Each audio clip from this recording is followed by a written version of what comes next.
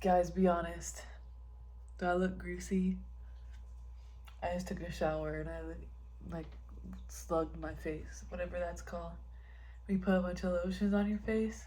Well, I just put one, but the Roche Poussey, guys.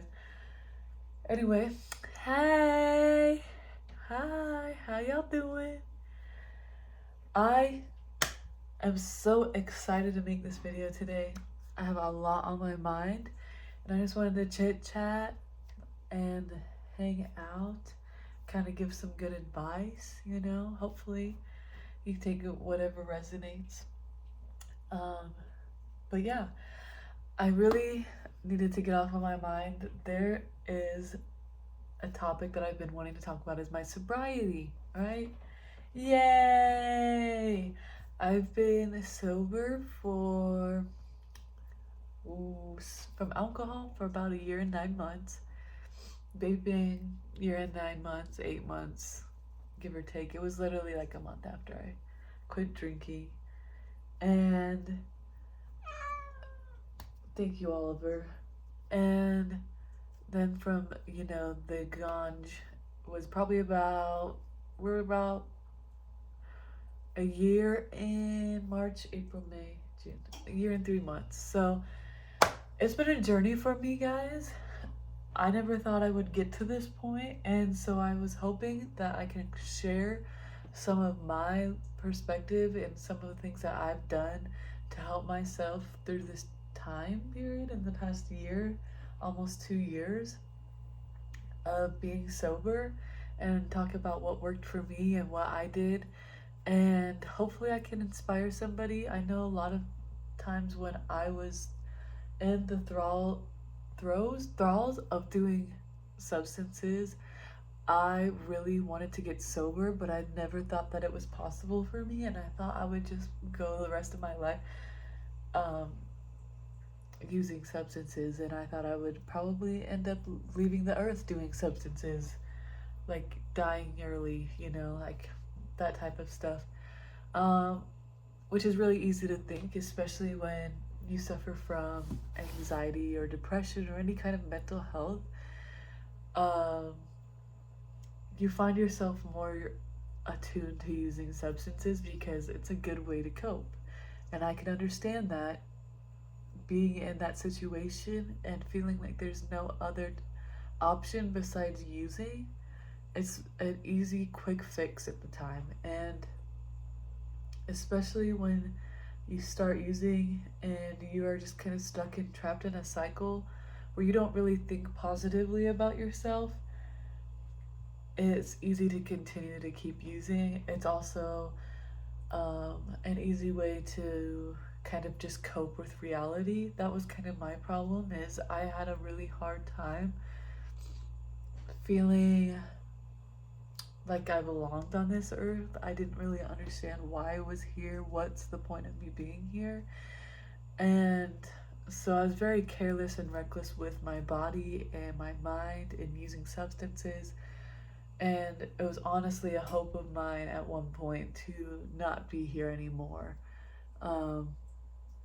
And it's a very dark time. It's a very unfortunate feeling to feel, and I really wish that we had better mental health systems in this country, in the world in general, just taking care of each other, and helping each other. And I think we're so, as a society, it's so normalized to be addicted to substances. It's normalized to drink, it's normalized to smoke, it's normalized to binge, doom scroll on your phone.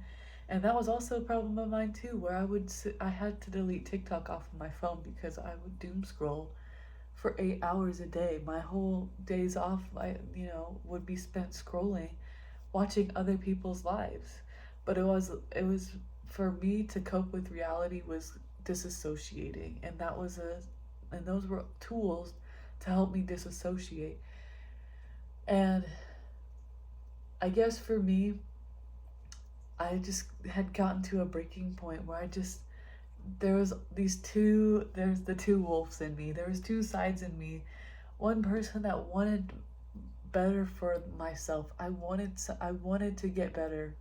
And then there was another part of me that struggled to get out of that cycle, but I wanted to get out of it, but I didn't know how.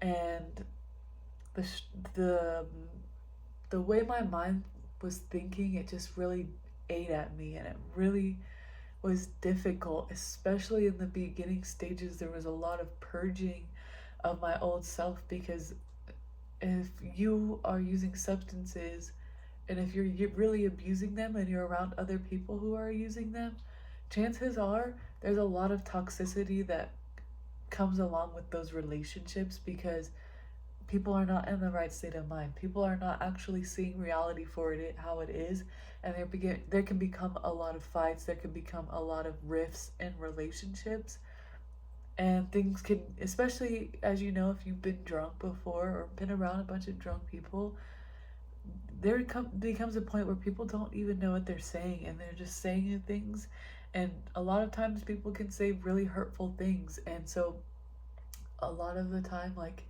you're stuck in these situations, or you're stuck with this past self that you have, and you're thinking about all the things that you've done and said, and at some point, yeah, you have to realize you can't mend those relationships. And also, when you do step onto this path of sobriety, you realize you have to let go of a lot of people, which is very difficult to do, especially if you're friends with them for a long time.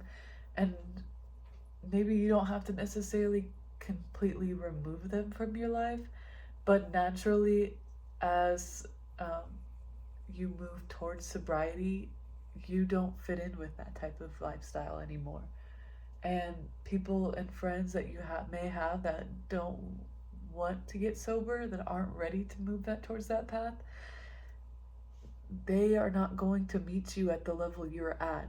When you are really trying to work on yourself and get better within yourself, there's conversations that you can try to have with them that they're not going to meet the expectation of what you wanted in that conversation, and that's the truth of the matter. And it sucks. It's hard to let go of that, to let go of that want from that person, because a lot of times, this is what I struggled with too, because when you finally start to feel better in your sobriety and you feel good and you're like, I want to take people with me, I want to help people.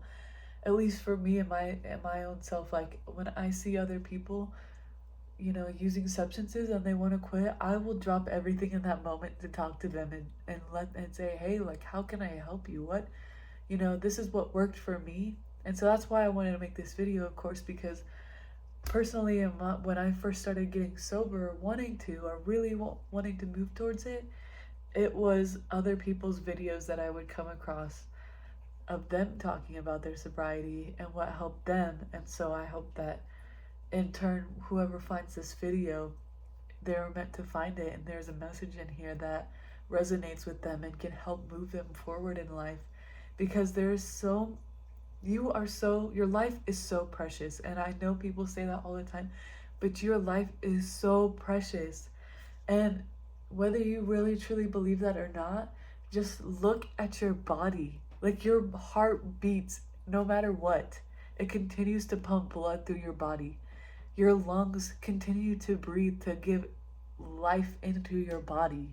Your brain, as much as maybe your thoughts might not be ideal, your brain still fires neurons into your body parts. You can move throughout the world, you can eat, you can digest. You don't even have to think about some of this stuff. It just happens because your body loves you so much. When you get cut, your body does everything in its power to make it feel better, to bring cells into that wound, to heal it and to grow skin back, because it loves you. That's its job. It wants to take care of you. And so this is what I'm so passionate about. This is why part of my journey has turned into working out and eating healthier and thinking of that as a way of investing in myself, investing in my well-being. Will the first night of working out and eating healthy make you 100% okay. No, it's about consistency. You have, if you're consistently eating junk food and you're not going to feel good, but if you consistently are eating good, you're going to feel better. I can tell you right now, I had so much brain fog from all of the garbage that I'm eating. It's not real food, and it doesn't actually nourish your body. When you're nourishing your body and giving it the nutrients it needs to take care of you, it will literally blossom you. It literally, like, your skin starts to glow, your hair grows long, you just feel better mentally all around. But that's part of my sobriety. And it wasn't like immediately after I got sober I was eating super healthy. A lot of my mindset has been changing recently, and I've had to really push through these other mindsets that I have that have held me back from eating healthy. But knowing, like, actually eating healthy and then knowing how I feel after that, it's so much worth it. But anyway, back to my sobriety journey. Um, I know a lot of people, and this might be controversial. Some people say therapy helps, some people say therapy doesn't. For me, I found a really good therapist. I used to see her every single week for an entire year. And now I've gone to once a month. But I was very dedicated to letting go of a lot of the stuff that I was holding on to, because throughout my life I've picked up so much trauma and so much guilt and so much pain and so much suffering, and I was literally living in it. I was letting it just eat me alive because I didn't feel like I could talk to anybody about it. I didn't feel like anybody understood me. I felt so alone. And so part of my substance abuse was to suppress those emotions. And once I actually got into a therapist that I felt safe with, somebody that validated me through these emotions, and I was just being completely honest. The first session I had with her, I laid everything out. Like, I'm like, look, this is what I just went through. And she's like, that's incredible. Like, that's incredibly brave of you to be just like, that's a hard thing for people to do. And quite honestly, I was just so tired of holding on to this that I just needed to get it out. And it was almost like something was weighing on my shoulders. Like a brick house was on my shoulders. Like, I know people say that, like, when they're carrying a lot of stuff around, and you can literally feel it. And when I talked to her about it, it lifted off of my shoulders. It was so relieving. And the fact that she validated me. And here's the thing too, guys. You have to be able to accept validation. Like, that was what was hard for me, but I had to just accept it. I'm like, she's trying to validate me, accept it. Allow somebody to validate you and love you and shed you love. Like, you are worthy of love. And also, guys, when I went to go see this therapist, I had been watching YouTube videos, like multiple therapists on YouTube. I can't remember their names right now, but there's like Patrick, his last name starts with a T. And there's this really good therapist woman. There's two of them actually. It's like Therapy in a Nutshell or something like that. And then, like, she had her name, I just can't remember. I haven't even really been watching therapy videos because I've really been so dead set on self-improvement and getting better within my mindset, because I feel like I've released a lot of my past, and that's where I think a lot of us are stuck in this past, stuck in this mindset of this happened to me, and you want people so badly to just validate that for yourself. And that might just be me, I don't know, but that's how I felt. And so anyway, hold on, guys, can I take a sip break? If you have a drink, everybody take a drink right now.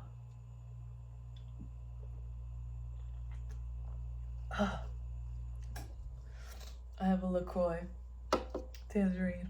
Sorry, my mouth is so dry. And this was like also, okay, this is what also helped with the switch, right? So I had already kind of stopped drinking at this point when I saw my therapist. It was really just the ganja that was getting to me. That was something that I used to cope for so long and just numb everything out. And so she actually, my therapist entered, gave me one of these in our first session, and I just was like, these are so good. Like, what am I doing? Like, let me drink these. And so that was kind of like my nightly ritual. And it still is. I have one like every night I get home, I pop a LaCroix. Um, I also just don't drink sodas anymore. So that's kind of my healthier alternative because, yeah. Um, but it's like kind of my reward for the day. And that was kind of like what smoking was doing for me. It was like a reward. Um, so within about 3 months of therapy, I had just got to the point where like I was actually having anxiety every time I would smoke, and like I would get so anxious about it, but the anxiety was like I knew that I deserved better and I knew that I wanted to get sober. And so every time I smoked, it felt like I was betraying myself in a sense. Like there was something that I wanted to do so badly, and it was just like so disappointing to myself when I would do it. And so I even wrote in my journal at that time, like I was just like so done with it, and I just was like, this is gonna be it. And it was hard. It was not easy, like whatsoever. I had to, at that point, I was just me and my emotions at that point. That was it. And I would take myself, there's this like, I'm very blessed to be where I'm at. There's this really pretty cliff that a river runs through, and these cliff sides, and you can drive up it. It's like a dam. There's like a dam. It's gorgeous. And so I would just go there and sit, and if I had to cry, I'd cry. But the biggest thing was like I had learned, or I had developed at the time. At the time I didn't realize it. Looking back now, because I still talk to myself in this way, I had developed my own parent. And that was one of the therapists that I watched. He was talking about like inner child healing, inner child trauma. And I believe like the very first 7 years at least of your life are your formative years, and whatever happens in there, if you don't get enough love, like there's gonna be trauma that you're gonna be holding on to, and it's literally programming you at your childhood. And so I had been working on childhood trauma and healing childhood trauma. And so eventually I started developing this inner parent, and it would just be a separate entity within myself that would comfort me in those times of needs, that would tell me what I wanted, what I always wanted to hear. Like, you've got this, Jennifer. I'm here for you. If anything, I'm the one that's here for you. I will love you and I will take care of you. What do you need? What can I give you right now?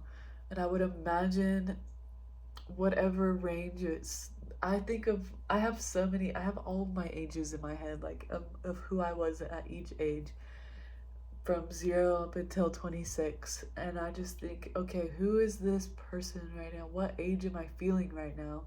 And then it would naturally pop up, like I'm like, this emotion is reminding me of when I was six.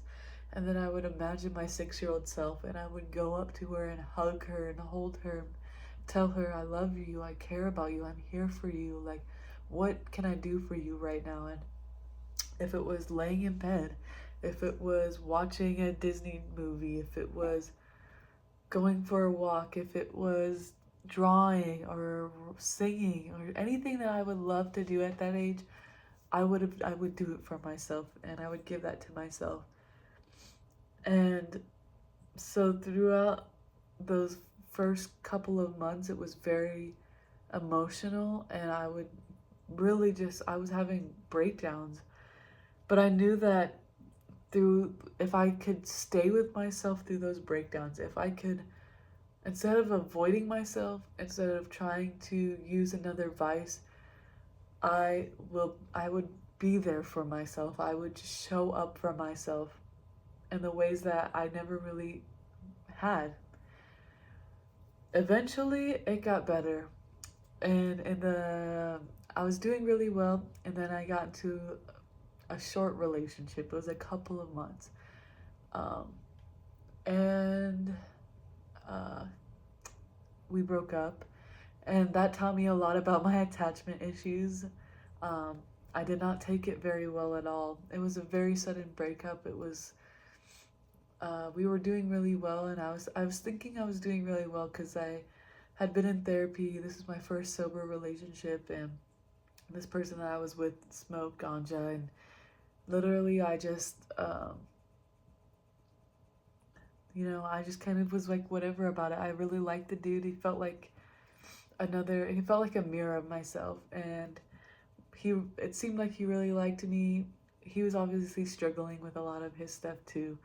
Um, but I was willing to put up with it and willing to work through it. And then he decided to move back home, and I was expecting long distance, and then he just kind of stopped talking to me, and I started spiraling. And at that point, I did relapse, and I did not feel good about it. Um, I smoked twice, and I was literally just numbing myself, and I noticed that, and I was like, why did I do that to myself? Like, what was the point of it? It just felt pointless. It wasn't for fun. It wasn't for just to relax. It was literally I'd smoked, and then I started scrolling on my phone, and then I was just like, and then I would go and eat, and I just felt like gluttonous, and I felt like lazy, and it just wasn't who I was, and I just was not about it. So I gave it away. Um, and again, I just had to go in with myself. It sucked. It was not a fun breakup. I did not enjoy it whatsoever. I felt very sad about it. I really longed for him to talk to me or reach out and give me closure, and there was just no closure in it. And so I had to learn how to move through that, to allow another person to live their own life, and me not getting validation in that, accepting that. And now I've gotten a lot better. And I think that was a very pivotal point throughout this sobriety journey, right? Because I told you guys it's only been a year for me, a little over a year. So I ended up really gearing up, and that was when, I really started to focus on working out and eating healthier. I was dedicating to reading more, to taking care of myself more, to taking myself out on dates, like just going out to dinner by myself, going for walks a lot more, like just doing a lot more self-help and spirituality. That was also one thing that's helped too, guys. And I know some people are very sensitive about that topic. I think as human beings, we are spiritual beings, and at the end of the day, like it's something that we as human beings use to move through this life. That's it. It's literally, you can believe whatever you want. I think all religions all lead to the same thing, the same ideas, right? And so I think finding what works for you in that sense. But I prayed a lot. I've read the Bible. I love learning about new religions. Like I've read like the Christian Bible. I learned a little bit about Judaism.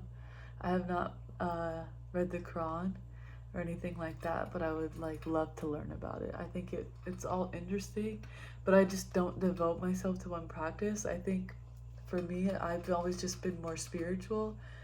I know that there's I love learning about the quantum theories and timeline jumping and all of that stuff, and that's stuff I would love to talk about on my channel at some point. But I think personally for me, that's been one of the biggest things that has helped me in this journey, is finding spiritual gurus on YouTube, and people talking about how we're all connected and how we're all divine love. Anyway, guys, I could literally talk about that forever. That's a very big passion of mine. But yeah, those were some of the biggest things that have helped me throughout my sobriety. And um, that was really my journey at this point. I don't really have much else to say about it, but of course, if you have any questions or any kind of comments or any kind of feedback for me, I would love to hear from you. And thank you so much for joining me today while I like explain something pretty vulnerable for me. I hope that if you're still listening to this point, that there was something that you gained in value and you can apply to your life. If you're already sober, or if you are newly sober or trying to get sober, um, I am cheering you on. You got this. You are so much more powerful than you even understand. We are so divine, and making this decision is going to be the best decision you have made for yourself. Being present and aware in your life is the best thing you could do for yourself. I promise you. Thank you so much for listening, guys. I love you. Bye.